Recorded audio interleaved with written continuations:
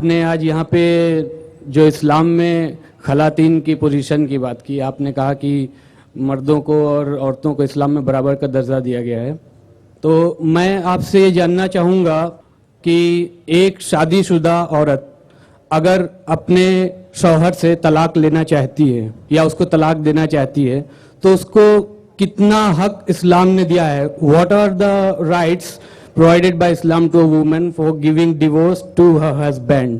بھائی کا سوال ہے کہ اسلام میں خواتین کا کتنا حق ہے کہ وہ اپنے شوہر کو ڈیورس دے سکے۔ ڈیورس کے اگر آپ الگ طریقے دیکھیں گے ان نٹ شیل، ایک ہے by mutual consent of husband and wife, دونوں اگر چاہتے ہیں کہ الگ ہو جائے تو ہو سکتے ہیں۔ طریقہ میں بتا دیا ہوں، طریقہ تو پہلے بتا دیا ہوں، لیکن کتنے ڈفرینٹ سٹائلز، طریقہ تو ایک ہی ہے لیکن اگر میاں بیوی راضی ہے یا ناراضی ہے اس کے 5 طریقے۔ پہلا ہے کہ میاں بیوی راضی تو پرابلم ہی نہیں۔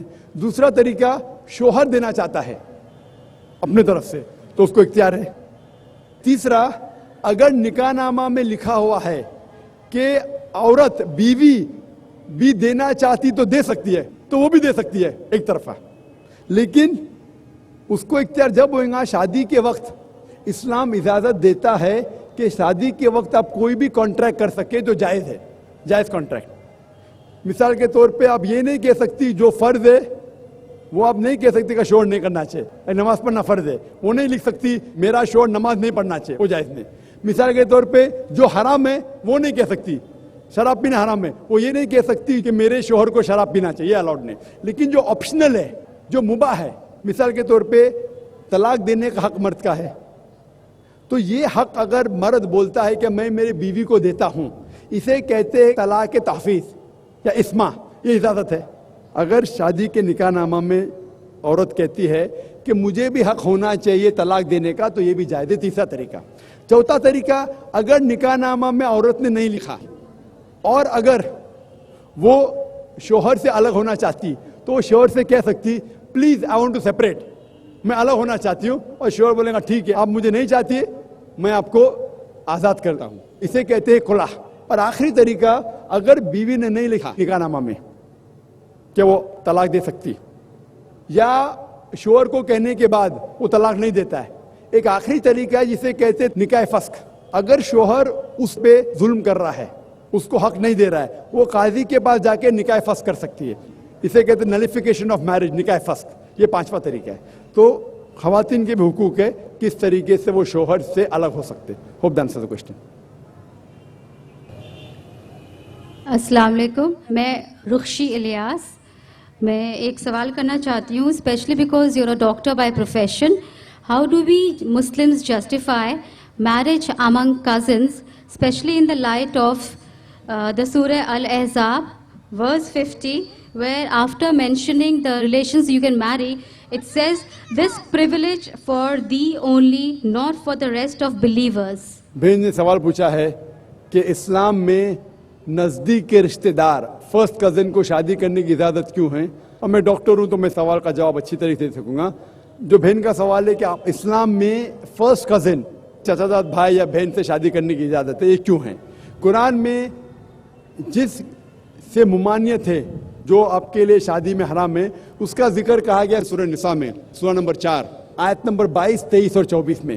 میں نے پہلے بھی کہا ہوں کہ اسلام میں کہا گیا کہ آپ اپنی ماں سے نہیں شادی کر سکتے، آپ کی بہن سے نہیں، آپ کی بیٹی سے نہیں، آپ کے بھائی کے بیٹی سے نہیں، آپ کی بہن کی بیٹی سے نہیں، آپ کے والدہ کے بہن سے نہیں، آپ کے والد کے بہن سے نہیں، وغیرہ وغیرہ۔ اس کے اندر چچا زاد بھائی اور بہن کا ذکر نہیں ہے، تو کیوں الاؤڈ ہے؟ اسے کہتے ہیں کانسینگیونس میرجز، انگریزی میں کہتے ہیں کانسینگیونس میرجز۔ آج کی سائنس جو کہتی ہے کانسینگیونس میرج سے they can be genetic problems, لیکن غور کیا جائے گا تو آج کی سائنس یہ کہتی ہے کہ اگر آپ اپنے سگے بھائی یا بہن سے شادی کرتے ہیں تو بہت امکانات ہے کہ دیر میں بھی جینیٹک پرابلم، آپ کو کئی بیماریاں ہوں گی۔ آپ کا سگا بھائی سگا بہن نہیں تو بھی ہو سکتے، لیکن چانسز بہت کم ہیں۔ اسلام میں چچا زاد بھائی اور چچا زاد بہن یا فرسٹ کزن سے شادی کرنے کی اجازت ہے، تو سائنس یہ نہیں کہتی کہ فرسٹ کزن سے کریں گے تو پرابلم ہوں گے، لیکن اگر لگاتار کنٹینیوسلی جنریشن آفٹر جنریشن पीढ़ी के बाद पीढ़ी करते रहेंगे तो चांसेस है कि प्रॉब्लम हो सकता है। डॉक्टर अहमद सकर अपने तकरीर में कहते हैं कि अल्लाह के रसूल ने कहा है कि जनरेशन आफ्टर जनरेशन लगातार पीढ़ी के बाद पीढ़ी अपने फर्स्ट कजिन, चचाजाद बहन या भाई में शादी मत करो, इससे बीमारी के इम्कानात है। लेकिन एक बार करने से नहीं है, डायरेक्ट सगा बहन और भाई से करेंगे तो बीमारी होंगी, आम तौर पे नहीं होंगी। Hope the answer the question. अगला सवाल माइक नंबर 3 से आखिरी सवाल। अभी जो मैंने सवाल किया था मैं उसी की इस्लाह चाह रही थी। मैं आपका नाम जानना चाहता हूँ। रुखशी इलियास। जी हाँ, आप मुसलमान हैं। जी हाँ, पूछिए। जी, सूरह अल अहज़ाब में वर्स नंबर 50 में जहाँ पर मेंशन किया गया है कि profit we have given you the opportunity to marry certain relations, उसी के आखिर में लिखते हैं कि a privilege for you only, not for the rest of believers.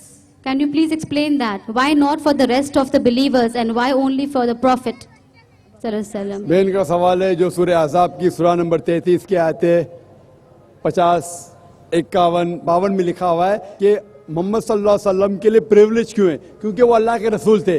Mohammad सल्लल्लाहु अलैहि वसल्लम, इफ यू सी इन सूरह अहज़ाब सूरा नंबर 33 आयत नंबर 52 में लिखा हुआ है, you can not marry any other women accept what you already have, neither can you exchange even if the beauty allows you। तो मोहम्मद सल्लल्लाहु अलैहि वसल्लम का दर्जा एक अलग था।